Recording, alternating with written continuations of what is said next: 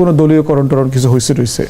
এখন আমি কজনের নাম বলবো আমি পুরো লিস্ট পড়ে শোনাইতে পারি। বাংলাদেশ ব্যাংকের গভর্নর দিয়ে শুরু করেন, ভুল করে ফেলতে হবে, অথবা বিরোধী দল বোধ করতেছে সরকারি দলকে টেনে হিচড়ে ক্ষমতা থেকে নামাতে হবে, এই ধরনের টেন্ডেন্সি কোনো মন্ত্রীর একটা শব্দের মধ্যে কনফ্রন্টেশন, যে দেশে জঙ্গি আছে হচ্ছে, মানে আমাদের এই জায়গাগুলিতে অনেক ধরনের তাড়াহুড়া হচ্ছে এবং সেই সব কারণে অনেক ধরনের ভুল থেকে যাচ্ছে। যেমন আমরা এর আগেও শুনেছি অ্যাক্সিডেন্টে আহত তিনি নিজেকে জুলাই যোদ্ধা হিসেবে লিপিবদ্ধ করেছেন, অনেকে ভাতা তুলেছেন কিন্তু আসলে সেই সময় শহীদ হন নাই বা সেই সময় আহত হন নাই, এরকম অনেক অভিযোগ এসেছে। না, আমি একটু কনফিউজড মনে হচ্ছে, বিকজ আমি ছিলাম প্রধানমন্ত্রীর কার্যালয়ে। আচ্ছা, প্রধানমন্ত্রীর কার্যালয়ে ওই ব্রিফিংটা ছিল মূলত সরকারের 180 দিনে। আপনি ওখানে ছিলেন না? আমি ওখানে ছিলাম না, সো আমি জানি না যে ডকুমেন্টারির যেই ঘটনা কি ওইটা সত্যতা কি। কিন্তু এটা ঠিক যে আপনার সরকারের 6 মাস পূর্তি নিয়ে মানুষের মধ্যে নানা রকম যে আগ্রহ আকাঙ্ক্ষা, তারা কেমন করছে, কতটুকু পারলো, তো সেই জায়গাগুলোতে আমি কাপল অফ মিনিস্টার্স তারা ছিল, সরকারের অ্যাডভাইজাররা ছিল। আমি ব্যক্তিগতভাবে আশা করেছিলাম যে প্রধানমন্ত্রী হুট করে হলেও এক নজরে আসবেন, যেটা আমরা হোয়াইট হাউসে দেখেছি, যে ব্রিফিং হচ্ছে, নিয়মিত ব্রিফ মুখপাত্র যারা তারা করছে, কিন্তু হুটহাট করে প্রেসিডেন্ট ঢু দিয়ে যান, যে হঠাৎ করে হয়তো এটা পূর্ববর্তীভাবে অ্যানাউন্স করা থাকে না, আবার থাকলেও ওইটা উজ্জ্ব থাকে, তার শিডিউল এভাবে মেনটেন করা থাকে না। আজকে হওয়া উচিত ছিল, আমি আমার ব্যক্তিগত অবজারভেশন, যে প্রধানমন্ত্রীর কার্যালয় হয়েছে, সেখানে দলের শীর্ষ মন্ত্রীরা ছিলেন, ইসমাইল জবিউল্লাহ স্থায়ী কমিটির সদস্য নজরুল ইসলাম খান ছিলেন, তথ্যমন্ত্রী ছিলেন, তথ্য উপদেষ্টা ছিলেন, তথ্য প্রতিমন্ত্রী ছিলেন, স্থানীয় সরকার প্রতিমন্ত্রী ছিলেন, স্বাস্থ্য বিষয়ক বিশেষ সহকারী ডক্টর জিয়াউদ্দিন ছিলেন, আরো অনেকেই ছিলেন। তো সেই জায়গায় সেখানে কি কথা হলো 6 মাস নিয়ে? আমরা যদি আপনার কাছে 6 মাস নিয়ে কথা, যেটা সরকারের তরফ থেকে বলার চেষ্টা করা হয়েছে যে একটা ভঙ্গুর অর্থনীতি এবং আনস্টেবল যে পলিটিক্যাল সিচুয়েশন, সেইখান থেকে একটা নতুন সরকারের যে টেক ওভার, সেই টেক ওভার করে পরে 180 দিনের শুরুতেই তো অনেক হোঁচট খাওয়ার সম্ভাবনা ছিল, শুরুতে অনেক ডিস্টেবিলাইজেশন তৈরি হওয়ার সম্ভাবনা ছিল, এবং আন্দোলন সংগ্রামের হুঙ্কার ডাক, পার্লামেন্ট অধিবেশন, রাষ্ট্রপতির বিদায়, অনেক ঝামেলা ছিল। সেই জায়গা থেকে একটা স্মুথ যে তারা ট্রানজিশনের গাড়িটা তৈরি করতে পেরেছে, এবং তারা বাঞ্চব বিষয় তার উল্লেখ করেছে কোথায় কোথায় তারা রাষ্ট্রীয় অগ্রগতি দেখেছে। তো সেই জায়গায় তাদের মোদ্দা কথা হলো যে না, গভর্নমেন্ট সাকসেসফুলি তারা 6 মাস পার করেছে।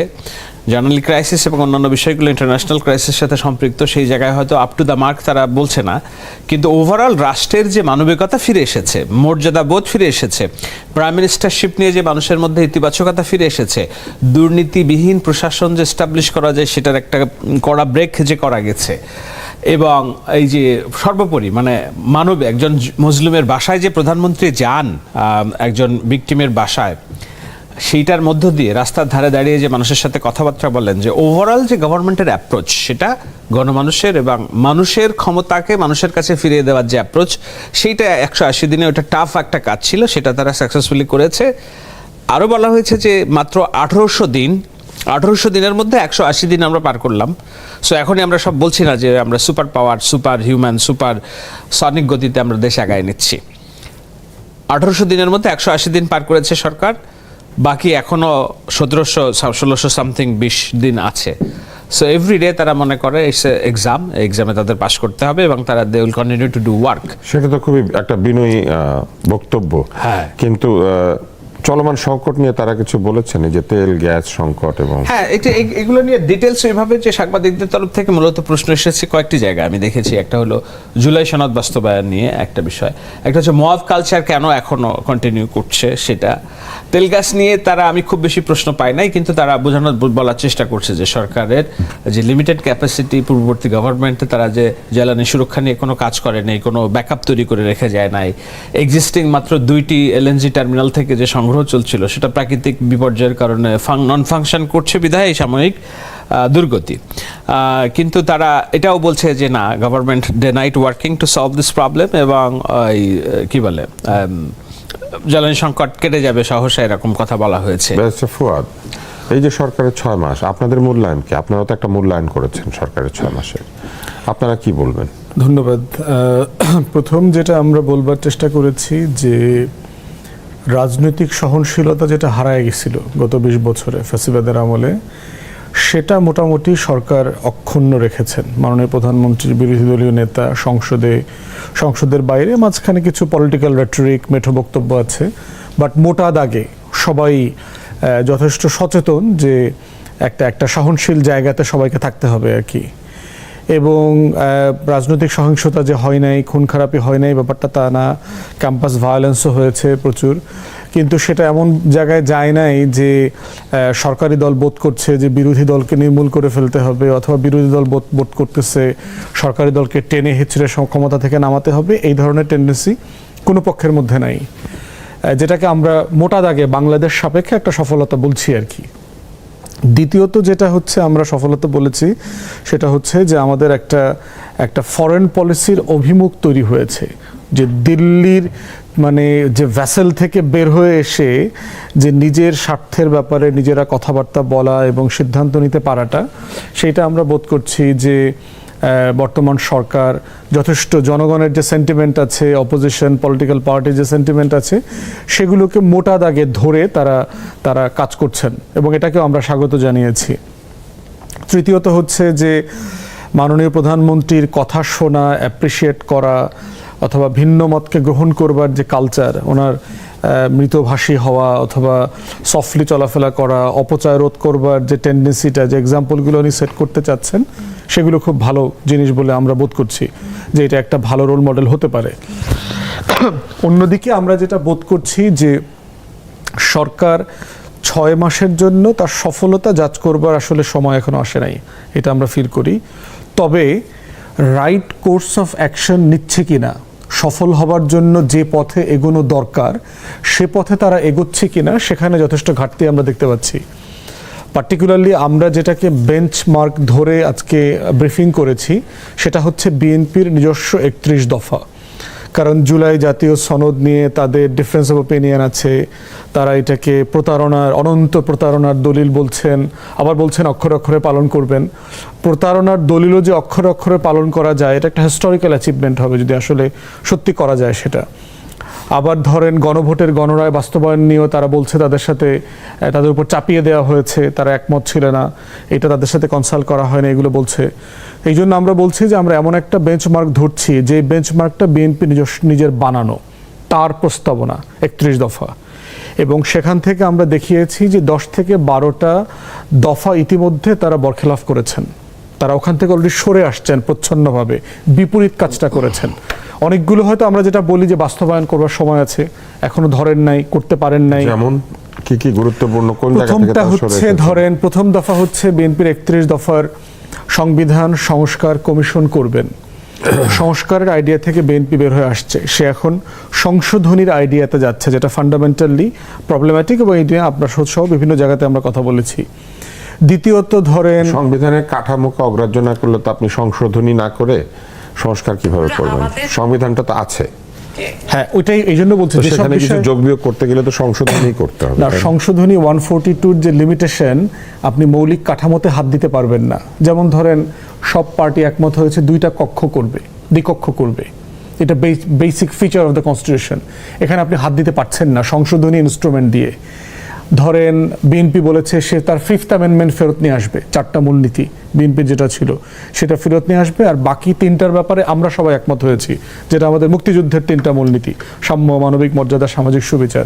ওখানে বলা আছে এটা ফান্ডামেন্টাল মানে ফিচার্স অফ দ্য কনস্টিটিউশন। এখন বেসিক ফিচারে আপনি হাত দিতে পারবেন না আর্টিকেল 142 ইনস্ট্রুমেন্টটা ইউজ করে। এই জন্য আমরা একমত হয়েছিলাম সংস্কারে যেতে হবে। বিএনপিরও প্রথম প্রস্তাবনা এটাই ছিল। তা আমরা বোধ করছি বিএনপি সেখান থেকে সরে এসে সংশোধনীর রুট ধরেছে। দ্বিতীয় দেখেন, বিএনপির 31 দফায় বলা আছে যে স্থানীয় সরকারে দলীয় কোনো মনোনয়ন তারা দিবে না মৃত্যুজনিত কারণ ছাড়া অথবা আদালতের আদেশ ছাড়া। আপনি দেখেছেন ইতিমধ্যে বিভিন্ন সিটি কর্পোরেশনে, পৌরসভাতে, জেলা পরিষদে সরকার একদম দলীয় অ্যাপয়েন্টমেন্ট দিয়েছে, কিন্তু মনোনয়ন তো নির্বাচনের বেলায় না, ওইটা ওই অ্যাপয়েন্ট করবে, ওইখানে বলছে অ্যাপয়েন্ট করবে না, দলীয় লোকদেরকে অ্যাপয়েন্ট করবে না, এটা তাদের 31 দফায় বলা আছে।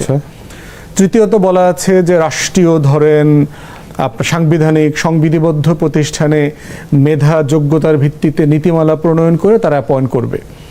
আপনি দেখতে পেলেন যে 12টা কর্পোরেশন সহ বিভিন্ন প্রতিষ্ঠানে তারা একেবারে দলীয় পদধারী কেন্দ্রীয় নেতাদেরকে অ্যাপয়েন্ট করছে, নির্বাচন commission, PSC, Bangladesh bank, ICT, এগুলো নিয়ে তারা। এবং আমরা কিন্তু দলীয় অ্যাপয়েন্টমেন্টের বিপক্ষে নই। তার মানে আপনারা বলছেন সরকার দলীয়করণ করছে, মানে তাদের দফার বরখেলাপ করছেন একদম। মানে আমরা মানে অভিযোগটা এমন ভাবে করছি না যে এটা না বোঝার কোনো বিষয় আছে। চাইছেন তারা যে কথা দিয়েছিল সেটাই রাখছেন না। আপনার ওয়াদা। বিএনপি বলেছে যে ধরেন স্পোর্টস থেকে শুরু করে কোনো প্রতিষ্ঠানে তারা দলীয় অ্যাপয়েন্টমেন্ট করবেন না। দেখলেন তো বিসিবিতে বোর্ডে কি করলো, পাওয়ার দেওয়া ক্রিকেট বোর্ড দখল করে টোরে যাচ্ছে তাই নির্বাচন, একটা পাতানো নির্বাচন করেছে। এরপরে দেখেন প্রশাসনিক পদে তারা যোগ্যতা মেধা ভিত্তিতে তারা অ্যাপয়েন্টমেন্ট করবে, তারা বলেছে করছে না, দলীয় লোকদেরকে করছে। বিচার বিভাগ নিয়ে তারা বলেছে মাজদার হোসেন মামলার রায়ের ভিত্তিতে সচিবালয় প্রতিষ্ঠা, বিচারপতি নিয়োগের যে নীতিমালা এগুলো করবে। অন্তর্বর্তীকালীন সরকার করে গেছে, আপনি দেখলেন এটা তারা র্যাটিফাই করে নাই। বিএনপির 31 দফাতে আছে অর্থনৈতিক ব্যাংকিং খাতে সংস্কার আনবে। সংস্কার তারা কিভাবে আনলো দেখেন, ব্যাংকিং রেজলিউশন আইন তারা র্যাটিফাই করলো না। এনবিআর এর রিফর্ম যেটা প্রস্তাবনা আসছে সেটা তারা র্যাটিফাই করে নাই। ইসলামী ব্যাংক দখল প্রক্রিয়া আবার এদিক সেদিক করবার জন্য তারা চেষ্টা করলো। এরকম অনেকগুলো বিষয় আমরা মোটামুটি একটা আমরা 10-12টা জায়গা পেয়েছি। একই সাথে আরেকটা অভিযোগ আপনাকে একই সাথে দিয়ে দেই, সেটা হচ্ছে গণতান্ত্রিক প্রতিবাদকে হঠকারিতা বলেছেন মাননীয় প্রধানমন্ত্রী। এই কথাকে প্রতিবাদ করে এনসিপির আহ্বায়ক নাহিদ ইসলাম বলেছেন যে তাদের গণতান্ত্রিক প্রতিবাদকে হঠকারিতা বলা হচ্ছে। তারা বাস ভাঙচুর চায় না, রাস্তায় বসে বিক্ষোভ চায় না, কিন্তু রাস্তায় বসে বিক্ষোভ কিন্তু একটা বৈধ গণতান্ত্রিক আন্দোলনের পদ্ধতি। আপনার ঠিক আছে, কিন্তু পুলিশের কলার ধরে টান দেওয়া, তাকে মানে ফেলে দেওয়া রাস্তায়, এবং সে যদি তখন পাল্টা আইনি ব্যবস্থা নেয়, এটা তো এমন না যে আমি ফ্যাসিস্ট সরকারের বিরুদ্ধে আন্দোলন করছি, এটা তো এমন না যে আমি মাফিয়া সরকারের বিরুদ্ধে আন্দোলন করছি, এমন না যে আমাকে টিয়ার শেল মেরে আমাকে আমার বুকে গুলি করে মানুষ পাখির মতো গুলি করে মেরে ফেলছে, যেটা আমরা দেখেছি এর আগে। তো এখন এই সরকার যেটাকে আমরা বলছি যে না, অলরেডি পুলিশের ব্যাকবোন নষ্ট, অলরেডি মনোবল নষ্ট, ল অ্যান্ড অর্ডার সিচুয়েশন। আপনি দেখেন তো আমাকে গত 6 মাসে 180 দিনে এই যে মব কালচারের বিরুদ্ধে যে আমাদের অবস্থান, রাষ্ট্রীয় বিএনপির একদম মৌলিক অবস্থান মব কালচারের বিরুদ্ধে, দ্যাটস ওয়াই আমরা বিএনপিকে সাপোর্ট করেছি। যে না, তারা বলছে যে মব কালচারের আজ থেকে সমাপ্তি, কিন্তু আমরা তো এখনো দেখছি যে দু এক জায়গায় হচ্ছে, এটা মব হচ্ছে। কারা করছে এগুলা একদম স্পষ্ট করে যদি আপনি চেহারা দেখবেন যে ওই যে কি যেন একটা ছেলেটার নাম জামায়াতের শিবিরের আয়াস, কি যেন আরেকটা ছেলের নাম রাজশাহী বিশ্ববিদ্যালয়ের আম্মার। এর কারা, কাদের প্রোডাক্ট এরা? মব এরা করছে। এখন এদের ব্যাপারে সরকারের একটা শিথিলতা আমরা দেখতে পাচ্ছি, যে এটা হার্ট করছে মানুষকে, যে না কেন একটা মানুষ যখন আইন নিজের হাতে তুলে নেয় তাহলে কেন। আমি বঙ্গবন্ধুর কি বলে প্রতিষ্ঠাবার্ষিকী না কি যেন হইলো, আমি জানি না কবে কি হইলো না যেন, বঙ্গবন্ধুর 32 নম্বরে ফুল দেওয়ার নাম করে মানে তারা যে একটা প্রচেষ্টা চালালো, সেখানে তো সরকার আছে, আইন শৃঙ্খলা বাহিনী আছে। আপনি দেখছেন বিএনপি যুবদলের একজন মানুষকে কারো গায়ে হাত দিতে, শেখ মুজিবকে শ্রদ্ধা জানাইতে এমনিতেও তো বাংলাদেশে আওয়ামী লীগের লোকজন নাই, দু একজন হয়তো গেছে, আমি জানি না কি অবস্থা আছে, কিন্তু ওখানে একজন রিকশাওয়ালাকে পেটাইতে হবে, এই পেটানোর কাজটা কারা করেছে এই যে জামাত শিবিরের লোকজন। কিন্তু দোষ হবে কার? এটা দোষ হবে যে এই যে বিএনপির আমলে মব চলছে, মব কালচার চলছে। সো এইগুলা সরকারকে দেখতে হবে যে, কিন্তু এগুলো নিয়ে যখনই তারা কথা বলার চেষ্টা করছে তখনই এই যে বলছে যে গণতান্ত্রিক আন্দোলন, গণতান্ত্রিক যে আমাদের চর্চা, সেইটার বিরুদ্ধে অবস্থান নিচ্ছে সরকার। নো, সরকার বলছে যে হঠকারী রাজনৈতিক কর্মসূচি করা যাবে না। তো সেই জায়গায় এই বেসিক প্রিন্সিপালে তো আপনাকে একমত থাকতে হবে, এটা হলো সরকারের অবস্থান। আমি ব্যারিস্টার ফুয়াদের অভিযোগের ব্যাপারে একটা জিনিস বলি, দেখেন একটা দল আসছে এখন, আমি যদি ধরি যে এবি পার্টি কোনোদিন রাষ্ট্র ক্ষমতায় যদি যায়, তা ব্যারিস্টার ফুয়াদকে কি একটা রাষ্ট্রীয় পদে বসাবে না এবি পার্টি? জামায়াত ইসলামের যে ইসলামী ব্যাংক পরিচালনা করে, সেখানে কি একটাও নন জামায়াত ইসলামী অফিসার আছে, এক্সিকিউটিভ ডিরেক্টর আছে, কিংবা তাদের যে ইবনে সিনা হাসপাতাল, হোয়াট এভার দ্য ইনস্টিটিউশনস, এইটার দলীয়করণ আমরা চাই না। কিন্তু এই যে ঢালাও দলীয়করণের যে অভিযোগ আসছে, সেটা কতখানি সত্য, এইটা নিয়ে একটা প্রশ্ন আছে। এই কারণে যে 31 দফার উদাহরণ ব্যারিস্টার ফুয়াদ দিলেন, উইথ ডিউ রেসপেক্ট, 31 দফায় বিএনপি করে বলেছে যে দলীয়করণ রোধে সংকীর্ণ রাজনৈতিক দলীয়করণের ঊর্ধ্বে উঠে সব রাষ্ট্রীয়, সাংবিধানিক এবং সংবিধিবদ্ধ প্রতিষ্ঠানে স্বচ্ছতা ও বিশ্বাসযোগ্যতা পুনঃপ্রতিষ্ঠা করা। আপনি দেখেন টার্মসগুলো দেখেন, রাষ্ট্রীয়, সাংবিধানিক এবং সংবিধিবদ্ধ প্রতিষ্ঠান। কারণ সাংবিধানিক প্রতিষ্ঠান বলতে আপনার বোঝায় দুর্নীতি দমন কমিশন। তো দুর্নীতি দমন কমিশনে কি রাজনৈতিক নিয়োগ হয়েছে কিনা, নির্বাচন কমিশনে রাজনৈতিক নিয়োগ হয়েছে কিনা। নির্বাচন কমিশন তো তৈরি করে গিয়েছেন অন্তর্বর্তী সরকার, হ্যাঁ, আর দুর্নীতি দমন কমিশন থেকে পদত্যাগ করার পরে তারা নতুন লোক নিয়োগ এখন দিয়েছেন। অনেকগুলো আছে, আইন কমিশন আছে, তথ্য কমিশন আছে, এগুলো আছে। আমি তথ্য বলছি কমিশন আর আইন কমিশন, মানবাধিকার কমিশন নিয়ে তো হ্যাঁ।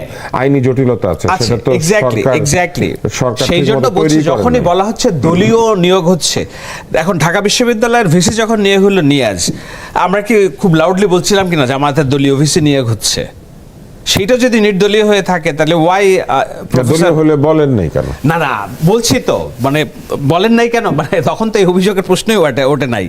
জামায়াত এবং এনসিপি যেভাবে রাজনীতি করছে সংকীর্ণ দৃষ্টিভঙ্গি থেকে, সেটা তো ওই সময় আমরা করি নাই। যখন নিয়াজ শাহকে আমি এই নিয়োগ দেওয়া জায়গাটা হলো, শেষ করি, তখন বিএনপিও তো প্রতিবাদ করে নাই। হ্যাঁ, না কেউ করে নাকি জানি না, কিন্তু আমি করেছিলাম। আমি বলেছিলাম যে না, এই নিয়োগটা নিয়ে আমাদের প্রশ্ন তুলতে হবে। তখন তো তুষার ভাই, আপনি তো, এখন তো আমরা অনেক কথাই বলি, তখন তো এগুলো নিয়ে হা করতে পারতাম না, না জানি আমরা জাতীয় গাদ্দার হয়ে যাই, ঐক্যের শত্রু হয়ে যাই।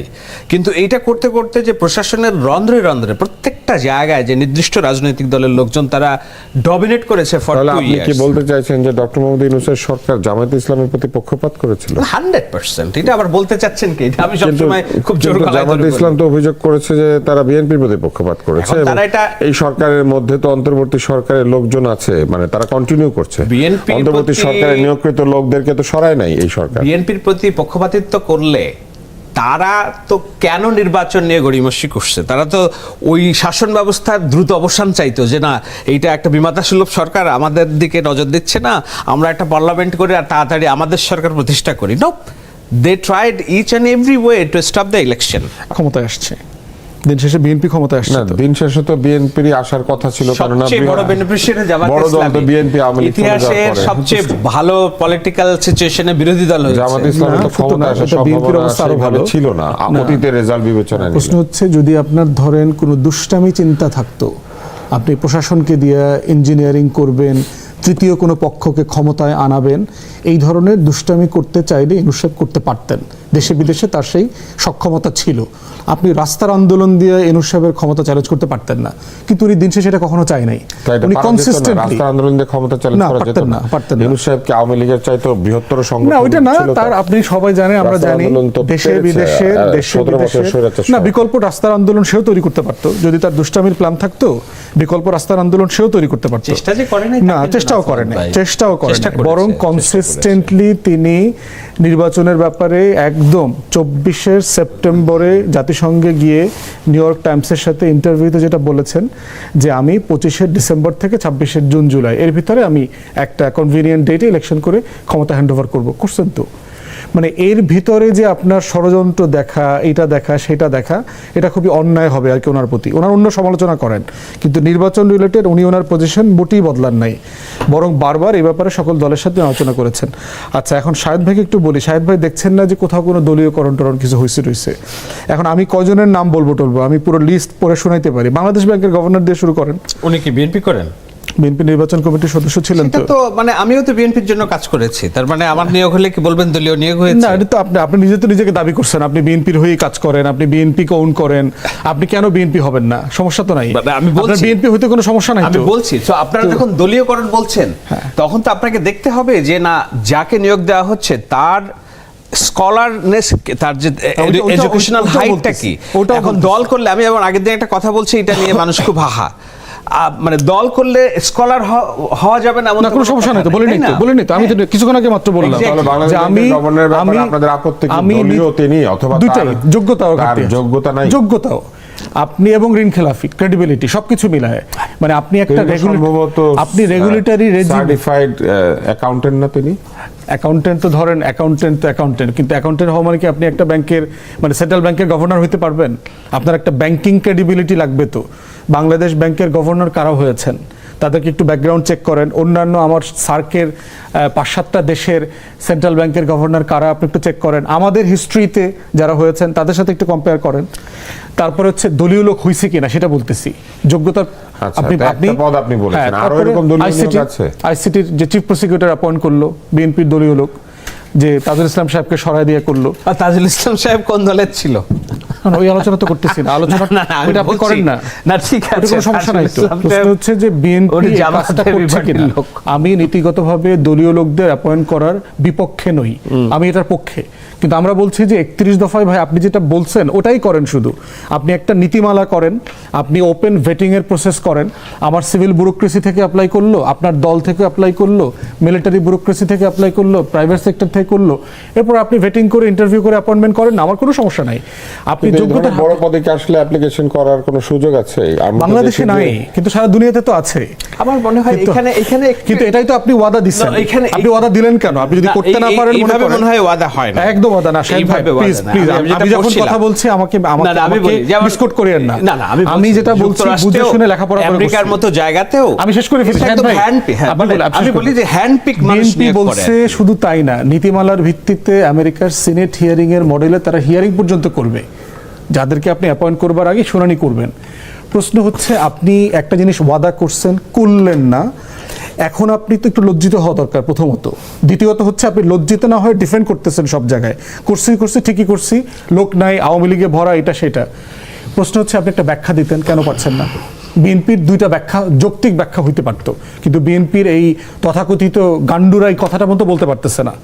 প্রথমত হচ্ছে আপনি বলতে পারতেন যে ভাই আওয়ামী ফ্যাসিবাদের কারণে আমরা তো কাউকে ট্রাস্ট করতে পারতেছি না, যে আমার এই যোগ্যতা, আমার এজেন্ডা, আমার ম্যানিফেস্টো ক্যারি বিএনপি যেটা বলেন আপনি বলে দিন না, হ্যাঁ, কিন্তু তো এই কাজটা যে আপনি করছেন, আপনি তো একটা ব্যাখ্যা দেবেন যে আপনি কেন করতে পারলেন না, অথবা আপনি আগামী 1 বছর পরে করবেন।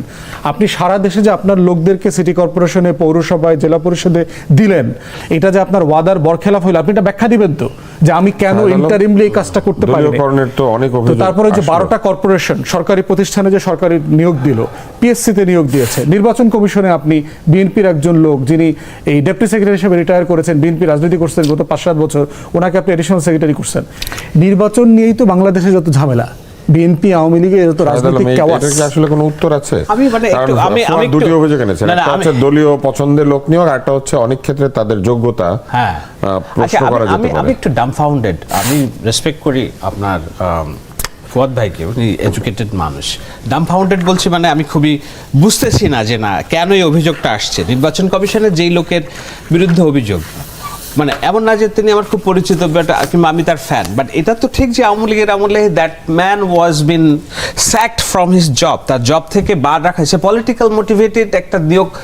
সরকারি চাকরি কি হয়? সরকারি চাকরি তো আপনি কাউকে বাদ দিতে পারেন না, আপনাকে ওএসডি করে রাখতে হয় কিংবা আপনাকে ইয়ে করে কিন্তু রাখতে এই হয়। সরকারও তো বাদ দিচ্ছে, অন্তর্বর্তী সরকার বাদ দিয়েছে। আমি বলছি তার ক্ষেত্রে যে অভিযোগটা আসছে, মিস্টার আলম ওনার নাম, এখন ওনাকে আওয়ামী লীগ সরকার ইয়ে করে রেখেছিল, এখন এই সরকার এসে ওনার চাকরিটা পুনর্বহাল করছে। আপনি যদি এটা দলীয়করণ বলেন, তাহলে ব্রিগেডিয়ার আজমি, তাকে যে সেনাবাহিনী থেকে চ্যুত করে রাখা হলো, এখন যে আবার সিদ্ধান্ত হলো তার সমস্ত সমুদায় র্যাঙ্ক ফেরত দেওয়া হবে, শাহেদ ভাই, তাকে আপনি বেতন ভাতা। দুটো না, না, জিনিস আমি গোলায় বলি। ফেলতেছেন। না, না, গোলায় না, না, গোলায় দুটো না। জিনিস। না, আমি এটা শেষ করি, আমি শেষ করি। তাহলে তো এটাও তো দলীয়করণ, যে না দলীয় মানুষকে তার রিওয়ার্ড ফেরত দেওয়া হচ্ছে। আমার কথা হচ্ছে তাকে তো আর অ্যাক্টিভ সার্ভিসে ফেরত আনা হয় না। তার তো বয়স নাই, কিন্তু ওই লোকের তো বয়স আছে। ডিসি কোহিনুরকে কেন ফেরত আনা আসছে, যে এতগুলো বছর সার্ভিস থেকে তাকে আউট করে রাখা হয়েছিল? তাকে কি কোথাও খুব বড় পদায়ন করা হয়েছে বাহিনীতে, তার রেসপেক্ট দিয়ে যে না তুমি সরকারি চাকরি করতা, এইটার সত্য কথা বলার কারণে তুমি বিন ডিসপ্লেসড হয়েছিল, ওকে আমরা এই গভর্নমেন্ট জনগণের সরকার তোমাকে তোমার জায়গায় ফেরত দিলাম। আমি কি ডিসি কোহিনুরকে দলীয়ভাবে কিন্তু এই ফেরত আনছি? সরকারও কি এরকম বহু মানুষের আবার চাকরিচ্যুত করছে না, তা আবার বহু মানুষকে আছে, করে রাখছে না? আছে যে যার তাহলে তো বিরুদ্ধে, সেটাই হলো না যে যার বিরুদ্ধে হত্যাকাণ্ডের যা কিছু অভিযোগ। নতুন, আমরা তো সবই পুরাতন। আমরা কিন্তু মাঝখান দিয়ে একটা অধ্যায় পার হয়ে এসেছি, যেটা ফুয়াদ ভাইও স্বীকার করবেন, যে আমাদের গণঅভ্যুত্থান হয়েছে এবং এই গণঅভ্যুত্থানের অনেক মানুষের হাতে রক্তের দাগ লেগে আছে। আপনি রক্তের দাগ যার হাতে আছে তাকে যদি আপনি পানিশ না করেন, আপনি সোসাইটি কোনোদিন শৃঙ্খলা ফিরে আনতে পারবেন না, কোনোদিন জাস্টিস ফিরে আনতে পারবেন না। দেখতে হবে যাদেরকে আপনি টার্গেট করে বাদ দেওয়া হচ্ছে তার হাতে রক্তের দাগ আছে কিনা। অথবা ধরেন সচিবালয়ে যে পরিবর্তনগুলি এসেছে, সচিবালয়ের ঊর্ধ্বতন কর্মকর্তা যারা, তাদের হাতে কি রক্তের দাগ লেগে আছে? না, এটা অনেক সময় যে ডক্টর ইউনূসের সময় যে একটা মেস ক্রিয়েট হয়েছে, মেস, আপনাকে পুরো অ্যাডমিনিস্ট্রেশন জামায়াতি মতদর্শের মানুষ দিয়ে ভরে গিয়েছে। স্কুল কলেজের ছেলে মেয়ে যে 3rd ইয়ার পাস করতে পারে না, এক্সাম পাস করতে পারে না, সে আরেকটা মজার প্রশ্ন করি, কোনো গভর্নিং বডির দায়িত্বে বসে গেছে। তো এইগুলোকে তো এইসব আপনাকে তো আপনার গভর্নমেন্ট মেশিনারিজ তো ফাংশনিং করার জন্য আপনাকে যোগ্য লোক বসাতে হবে। এই প্রশ্নটা করে আমরা বিরতিতে যাব। সেটা হচ্ছে যে অন্তর্বর্তী সরকার তো নতুন করে কাউকে চাকরি দেয় নাই, না। তাহলে তারা যে বিভিন্ন জায়গাতে জামাতের লোককে পদায়ন করলো, এই লোকগুলো আগে থেকে সরকারি চাকরিতে ছিল। অবশ্যই সরকারি তার চাকরি মানে আওয়ামী লীগ তো তাহলে দলীয়করণ করে নাই, তারা জামাতের লোককে চাকরি দিয়েছে। না, জামাতের লোকের চাকরি দিয়েছে। ওই যে গুপ্ত শব্দটা এসছে কোত্থেকে, পরিচয় বর্ণ লুকিয়ে রেখে চাকরি করা, বিপ্লব করা, রাজনীতি করা এবং নিজেকে লুকিয়ে ফেলার যে অস্বাভাবিক ক্ষমতা, এটা তো জামায়াত ইসলামী ছাড়া আর কাউকে দেয় না এই পৃথিবীতে ধরনের আল্লাহ গুপ্তকে তাআলা। আপনি মনে করেন যে এই সরকারের মধ্যে থাকতে পারে না? 100% আওয়ামী লীগ যেমন ধরতে পারে নাই, 100% আছে তো। তাহলে এখন ধরেন এই সরকার যাদেরকে বিভিন্ন জায়গায় নিয়োগ দিচ্ছে, এখানে যদি এমন হয় যে এখানে আবার ওরকম জামাতের গুপ্ত বেরিয়ে আসে। আছে তো, কিন্তু আপনাকে দেখতে হবে যে আওয়ামী লীগের যে রাজনৈতিক প্রিন্সিপালস আর বিএনপির রাজনৈতিক প্রিন্সিপালস ত্যাগ না। বিএনপি হচ্ছে বহু মতের দলের গণতন্ত্রের একটা প্র্যাকটিস করে। এখানে ডান, আপনাকে বিএনপি দলটা টিকে থাকে কেন? কারণ যে বাম সে চিন্তা করে যে আমি ওকে বাম দিকে হেলবো, আর যে ডান সে চেষ্টা করে যে আমি ওকে ডান দিকে টানবো। এই দুই পক্ষের টানাটানিতে এই জায়গাটা একটা মিডল জায়গায় থাকে। সো এখানে চশমা খুলে পড়ে গেল, এখানে দুই মানে ডানও আছে বামও আছে। তো ডান যারা তারা গুপ্ত, বাম বলতে ধরেন আছে অনেক মানুষই আছে, কিন্তু তারা যে এখন বিএনপির প্রিন্সিপালকে গিলে খেয়ে ফেলবে এই ক্যাপাসিটি কারণ নাই। কারণ এখানে দুইটা পক্ষই ভিজিল্যান্ট এবং তারা নির্মূলের রাজনীতি করে না। তারা সমাজে বহু পক্ষের মানুষ নিয়ে একটা স্ট্যাটাসকো বজায় রাখার চেষ্টা করে, যেটা তো আওয়ামী লীগের ছিল না। তারা তো নির্মূলের রাজনীতি করতো। সেইখানে নির্মূল হওয়ার হাত থেকে বাঁচার জন্য তারা পরিচয় বর্ণটর্ণ লুকিয়ে সব আওয়ামী লীগ হয়ে গেছে এবং এত বড় আওয়ামী লীগ হয়ে গেছে যে ছাত্রলীগের চেয়েও বড় নির্যাতনকারী হিসেবে অনেক শিবিরের ছেলে মেয়ে পরবর্তীতে বেরিয়ে এসেছে। আরেকটা প্রশ্ন করে বিরোধীদের যাই, সেটা হচ্ছে এই যে যারা গুপ্ত আওয়ামী লীগ হলো, আপনি নিজেই নিজের চশমা, এটা একটা ঘটনা আছে অনুষ্ঠানে। কিন্তু এই যে যারা গুপ্ত, এরা তো আওয়ামী লীগ সেজেছিল। হ্যাঁ, তো এরা যদি বের হয়ে এসে নিজেকে গুপ্ত ঘোষণা দিল আর সবাই মেনে নিল, কারণ এরা তো আওয়ামী লীগের হয়ে অনেক কুকাজের সঙ্গে যুক্ত ছিল, তখন প্রতিবাদ করে নাই, আওয়ামী লীগ সেজে আওয়ামী লীগের সাথেই তাল মিলিয়েছে, তাহলে সেটার জন্য কোনো অপরাধ নাই, মানে গুপ্ত হয়ে থাকার কোনো অন্যায় নাই? না, এটা অপরাধ, অবশ্যই অপরাধ। এই জন্য আমি নিজে ব্যক্তিগতভাবে একটা ভিডিও আলোচনা করেছিলাম যে ভয়ঙ্কর হেলমেট বাহিনী কি মানে গুপ্ত ছাত্রলীগ কিনা, এরকম শিবির কিনা। তো এগুলা নিয়ে এবং পরবর্তীতে অনেক ভিডিও বের হয়েছে যে আজকে ডাকসু ইলেকশনে যারাই ম্যাক্স 80% ছেলে মেয়ে দেখা যাচ্ছে যে শিবিরের হয়ে, তারা এই ছাত্রলীগের হয়ে স্লোগান ধরছে, রাজনীতি করছে। এখন এটা এমন হয়ে গেছে সর্বাঙ্গে ব্যথা, ওষুধ দেবেন কোথা আর কি। আপনি ইলেকশনের পরে দেখেন, ইলেকশনের আগে সোশ্যাল মিডিয়াতে ঢুকতে পারতেন না, মনে হলো যে জামাত ইসলাম ক্ষমতায় যাবে, সব বেহেশতে যাবে দাড়ি পাল্লে। নির্বাচন হয়ে গেছে, আমরা যাদের বিরুদ্ধে ওই সময় লড়াই করেছি, ইনক্লুডিং ফরাসি পীর কিংবা ওই নিউ ইয়র্কের পীর, এরা সব ভোল পাল্টে আবার দেখেন যে বিএনপির সবচেয়ে বড় মানে ওয়েলুশার হয়ে গেছে। আমরা এইখানে একজন বলেছিল যে পড়াশোনা করে আসেন, একটা ছেলে বলেছিল এরকম। হ্যাঁ, ওইটাই তো রিপোর্ট খুব ভালো। ওই আলোচনাতে মানে ইয়েতে না, গসিপে যাওয়ার দরকার নাই, খুবই সাবস্ট্যান্সিয়াল রিপোর্ট দিয়েছেন। এর আগেও জনপ্রশাসন নিয়ে অনেকগুলো ভালো রিপোর্ট হয়েছে বাংলাদেশের বিভিন্ন সরকারের সময়। যেটা দরকার, এনফোর্সমেন্ট দরকার, মানে কমিশন করে সময় ক্ষেপণ করা প্রয়োজন নাই। দেখেন, কমিশনের আলোচনাতে আমাদের দুদকের ব্যাপারে বলা হচ্ছে যে এখনো কাউকে অ্যাপয়েন্ট করা হয়নি, কিন্তু আপনি এদেরকে বাদ দিলেন কেন, বাদ দিতে বাধ্য করলেন কেন? কারণ যারা ছিলেন তারা কিন্তু সব বিএনপি ঘনিষ্ঠ মানুষ।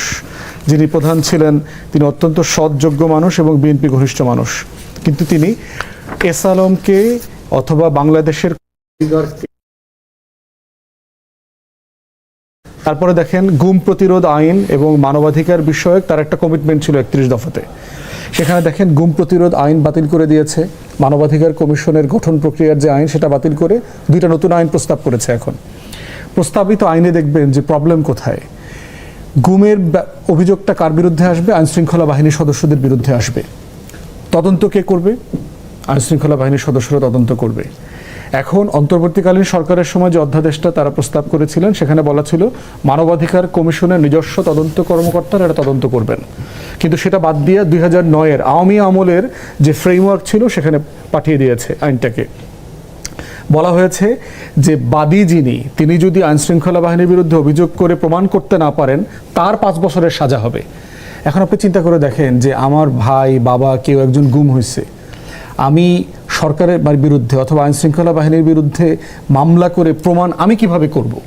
তাহলে কি আমি মামলা করার ব্যাপারে আপনি আমাকে ডিসকারেজ করছেন যে প্রশাসন তো আমাকে হেল্প করবে না, প্রশাসনের বিরুদ্ধে আমি কিভাবে লড়াই করব, আমাকে 5 বছরের জন্য জেলে যেতে হবে? এই ধরনের ড্রাকোনিয়ান আইন আওয়ামী লীগের সময়ও ছিল না। আরও বেশি ড্রাকোনিয়ান করেছে। মানবাধিকার কমিশন একই রকম, নিজস্ব তদন্ত কর্মকর্তা, নিজস্ব তদন্ত করবার যে অধিকার ছিল, এই ফ্রেমওয়ার্কটা এখান থেকে উঠায় দেওয়া হয়েছে। তাহলে প্রশ্ন হচ্ছে যে আপনি তো আপনার নিজের ওয়াদাটা বরখেলাপ করছেন। ইতিমধ্যে কমিশনগুলোতে, পিএসসিতে যে অ্যাপয়েন্টমেন্ট হয়েছে, বিভিন্ন জায়গায় দেখতে পাচ্ছি আপনি তো ওয়াদা রাখতেছেন না, তাহলে ওয়াদা করলেন কেন?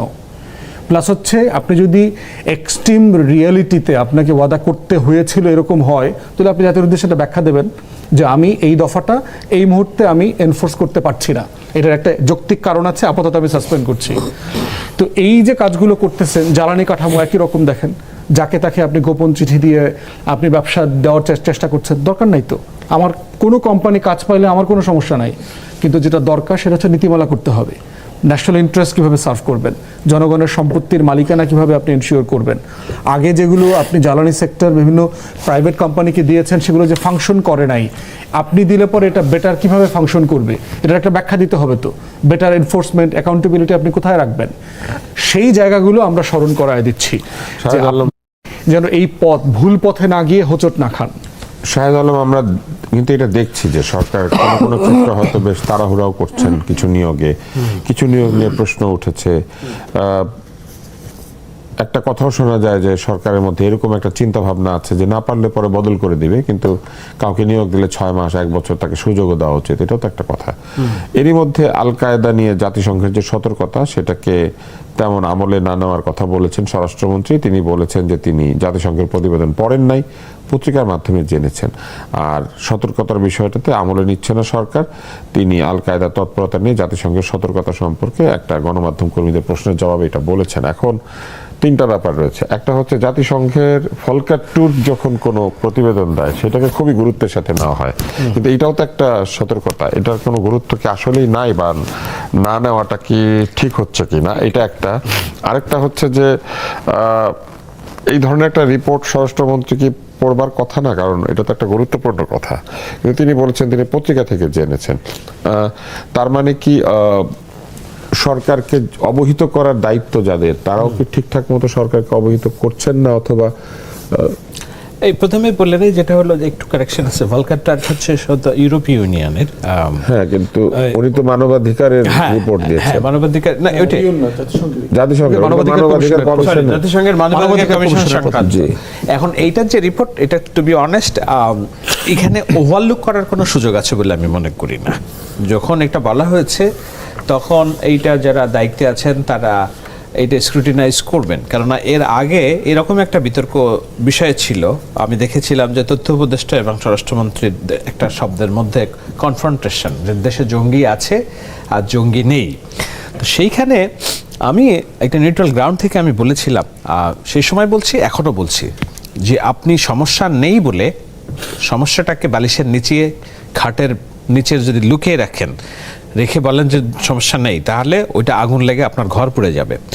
আপনাকে যেটা বলতে হবে, অ্যাপ্রোচ চেঞ্জ করতে হবে। কি সেই অ্যাপ্রোচ? সেটা হলো শেখ হাসিনা 17 বছরে ধরে জঙ্গি দমনের নামে যেই ইনহিউম্যান পলিটিক্সটা করেছে, দাড়ি টুপি দেখলেই মানুষকে তকমা দেওয়া, দাড়ি টুপি থাকা, একটু বেশি নামাজ কালাম পড়া যেন একেবারে অপরাধ হিসেবে গণ্য হতো, শুধুমাত্র জঙ্গি তকমা দিয়ে যে রাজনীতিটা করেছে, আমরা তো ওই রাজনীতির কবর রচিত হয়েছে 5 আগস্ট। কিন্তু তাই বলে জঙ্গি নাই বলাটা এটাও এক ধরনের মানে উদাসীনতা বলে আমি মনে করি। আপনাকে জিনিস যেটা বলতে হবে যে ধর্মীয় উগ্রপন্থার যে মানুষ, তারা সব কালেই ছিল, এখনো আছে, তারা যেন আর বাড়বাড়ান্ত না হয়।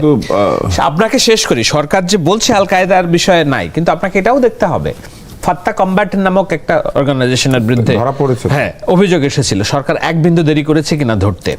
আর্মির ভেতরে একজন অফিসারকে, এরা যদি থাকেই তাহলে আবার নাই বলছে কেন? না, কিন্তু এদেরকে আপনি আল কায়েদা বলবেন কিনা, নাকি মানে নানান ফরম্যাটে উগ্রপন্থার মতদর্শ সেইটা, নাকি জঙ্গি বলবেন কিনা? বলে নাই, জাতিসংঘ আলাদাভাবে বলেছে এবং একটা প্যারার মধ্যে এটা লিখেছে যে ওই রিপোর্টটার মধ্যে, যে রিপোর্টে বলা হয়েছে যে এদের তৎপরতা বৃদ্ধি পাওয়ার যথেষ্ট সম্ভাবনা রয়েছে। সম্ভাবনা তো সব জায়গাতেই আছে। আপনাকে এই যে ইসলামিক ডানপন্থার ইনসার্জেন্স, এইটা তো একটা থ্রেট, রিয়েল থ্রেট, কিন্তু এদের যে গ্রাউন্ড, এদের যে হাব, এদের যে হারবার পাকিস্তান, সেই পাকিস্তানের সাথে যুক্তরাষ্ট্রের সম্পর্কে দেখেন কি দহরম মহরম, ভাই ব্রাদার একসাথে ঘুমায়, খায়, দায়, বাথরুমে যায়, এরকম একটা অবস্থা হয়ে গেছে। ভারতকে চাপে রাখছে। তো আপনাকে দেখতে হবে যে এর মধ্যে পলিটিক্সটা কোথায়, মানে কেন জাতিসংঘ এখন হঠাৎ আল কায়দা নিয়ে কথা বলছে, what they want from us, তারা কোনো দেন দরবারের চেষ্টা করছে নাকি, এগুলো অনেক পলিটিক্যালি মোটিভেটেড জিনিস থাকে। জাতিসংঘের কি রাজনৈতিক উদ্দেশ্য থাকে? অবশ্যই আছে। জাতিসংঘ এই যে পলিটিক্যাল অর্গানাইজেশন, কেন থাকবে না? তারা নানান জায়গার নানান এটাকে কি বলে হিসেবে কাজ করে, পলিটিক্যাল কনফ্লিক্ট রেজলিউশনে কাজ করে না। আমাদের জাতিসংঘের শান্তি বাহিনী আছে না, শান্তিরক্ষা মিশন আছে না? হ্যাঁ, কিন্তু সেটা তো এক ধরনের নিউট্রালিটি, তাদের তো পলিটিক্যাল আমি বলছি তো আপনার দেখতে হবে যে তাদের চাওয়ার জায়গাটা কি, তারা কি চায় আমাদের এখানে, মানে তারা হঠাৎ করে এটা, আমি কিন্তু বলছি না যে আল কায়দা নাই, আল কায়দা চাইতে পারে, হ্যাঁ, মানে এই ধরনের মন্তব্য থেকে দিয়ে তারা কি চাইতে পারে আমাদের কাছে? এইটা তারা চাইতে পারে যে, হইতে পারে যে না তারা আরো এইখানে এটাকে কি বলে সরকার মানে তাদের মিশনের, মানে সরকার বিব্রত হোক সেটা চায়, যাতে করে সরকার তাদের কথা আরো বেশি শোনে, পশ্চিমা রাষ্ট্রের কথা। এটা তো হইতেই পারে। মানে আমাদের তো একটা ফরেন পলিসিতে যেটা ফুয়াদ ভাই বললেন যে না আমাদের একটা শিফট আমরা দেখতে পাচ্ছি, সেলফ রিলায়েন্স এবং সেলফ কনফিডেন্সের একটা জায়গা দেখতে পাচ্ছি, যেখানে জিএম কাদের বলছেন যে ভারতের কথা অমান্য করলে বিপদ হবে, সেখানে গভর্নমেন্ট স্ট্রেট বলতেছে যে না আই নিড মাই, আমার এইগুলো লাগবে, তারপর আমি তোমার কাছে যাব। সো আমরা দেখতে পাচ্ছি এখন এটা নিয়ে আমার স্ক্রুটিনাইজ করতে হবে। আমি এখনই হয়তো স্পষ্ট ব্যাখ্যা আমি দিব না যে কোথায় এটার আছে। আরেকটা প্রশ্ন যেটা করছিলেন আমাকে বলছিলেন একদম শুরুতে, স্কিপ করে গেছি মনে হয়, ওইটা হচ্ছে যে এই যে দলীয় যে অভিযোগগুলো ফুয়াদ করেছেন বিভিন্ন কমিশন নিয়ে, এবং ফুয়াদ কিন্তু পরিষ্কারভাবে দেখিয়ে বলেছেন, যেমন মানবাধিকার কমিশন, গুম কমিশন, এবং তদন্তের বিষয়টি যে গুম কমিশন আইনে পুলিশের হাতেই বা আইন শৃঙ্খলা রক্ষাকারী বাহিনীর হাতে আগের মতো দিয়ে দেওয়া হয়েছে, এবং 5 বছরের জেলের বিধান রাখা হয়েছে। আমি বলি এই ইস্যুসগুলো, এগুলো যেহেতু এটা ভালো যে এইসব বিষয় নিয়ে আলোচনা হচ্ছে, এগুলো হওয়া ভালো। দেশ পরিচালনায় গত 6 মাসে বিএনপির বড় ধরনের কোনো ডিজাস্টার নাই, সুতরাং অপেক্ষাকৃত ছোট বিষয়গুলো সামনে এসে আলোচনার খোরাক যাচ্ছে। কিন্তু আপনাকে এটাও বুঝতে হবে যে যেমন বাংলাদেশ ব্যাংকের গভর্নরের কথা উনি বলছিলেন, আচ্ছা আমরা বাংলাদেশ গভর্নরের ডক্টর আতিউর রহমানের গভর্নেন্স তো আমি দেখেছি বাংলাদেশ ব্যাংকের, সেই আমলে আমার $800 কোটি চুরি হয়েছে কিনা আমার এখান থেকে, বাংলাদেশ ব্যাংক থেকে গেছে কিনা, আমরা নো মোর দ্যান 800 crore মনে হয়, রাইট? ওই যে বিগ বাংলাদেশ বিগ ব্যাংক ইয়ে হলো 100 কোটি টার্গেট করেছিল, $110 মিলিয়ন আর কি, no 110 big amount, million dollar, হ্যাঁ বিগ অ্যামাউন্ট।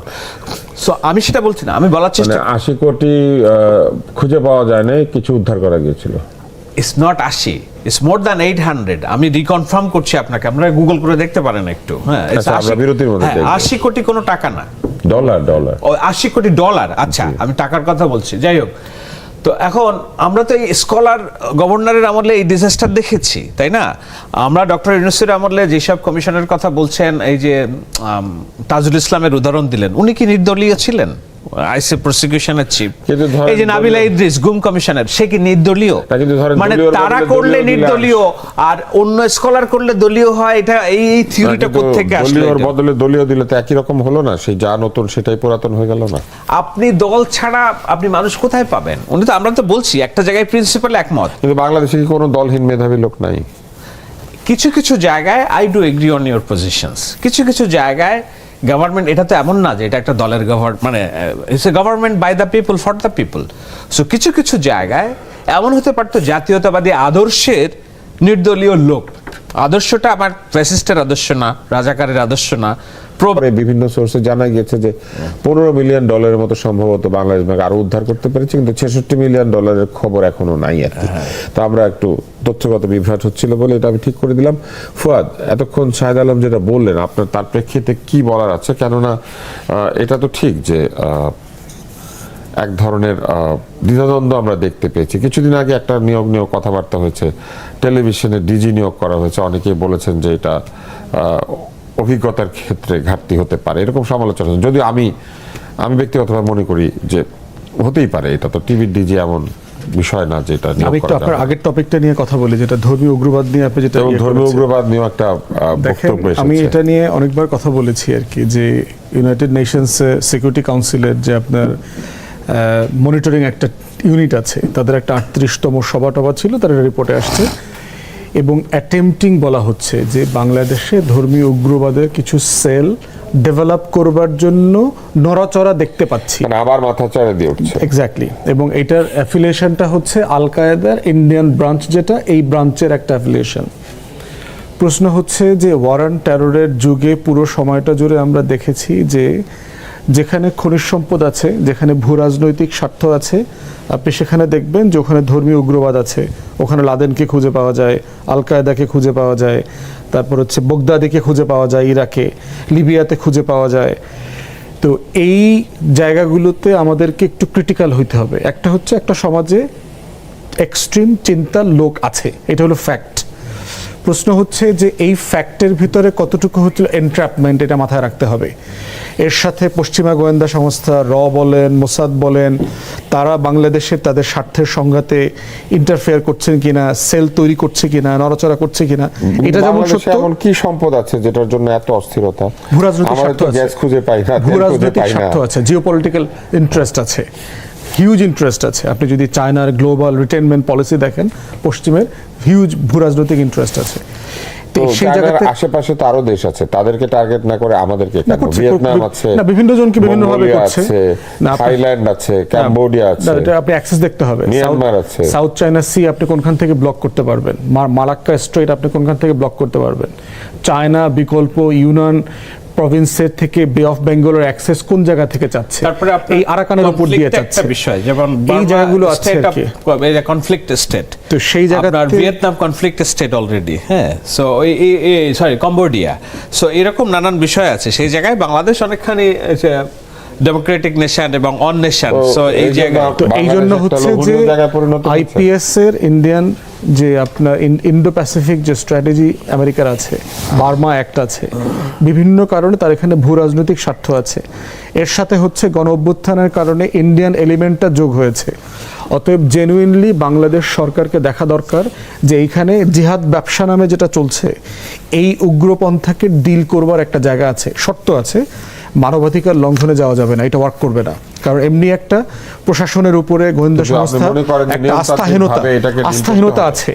এই জন্য ওই জায়গাটা খুব ওই জায়গাটা আমাদেরকে মাথায় সিরিয়াসলি রাখা দরকার, এবং আলেম ওলামায়ে কেরামদেরকে ইনভলভ করে এই প্রসেসটাকে হিউম্যানলি আইনের ফ্রেমের মধ্যে ফেলে তারপরে ডিল করতে হবে, এবং ন্যারেটিভকে অ্যাড্রেস করা জরুরি। কোন কোন ন্যারেটিভে সে আপনার তেহরিকে তালেবান পাকিস্তানের জন্য ফাইট করতে যাচ্ছে, একটা অ্যাসাইন্ড এবং ইনিশিয়েটেড ফান্ডেড অর্গানাইজেশনে, পাকিস্তানে গিয়ে বাংলাদেশের বেশ কটা ছেলে মারাও গেছে। তো কেনই এই ট্র্যাপে পড়ছে, এটা যৌক্তিক জায়গাটা কোথায়? এই পুরো জায়গাটা সরকারকে সিরিয়াসলি মাথা নেওয়া দরকার, বিএনপিকে মাথা রাখা দরকার। 1 থেকে 6 তারা কিন্তু এটা সিরিয়াসলি ভালোভাবে ডিল করতে পারে নাই। আগামী 6 মাস তাহলে সরকার কি করবে? সরকার যদি 6 মাস পর পরই এরকম একটা রিপোর্ট দেয় জনগণকে, আগামী 6 মাস তাহলে এটা কি করবে? খুবই প্যাথেটিক। আমি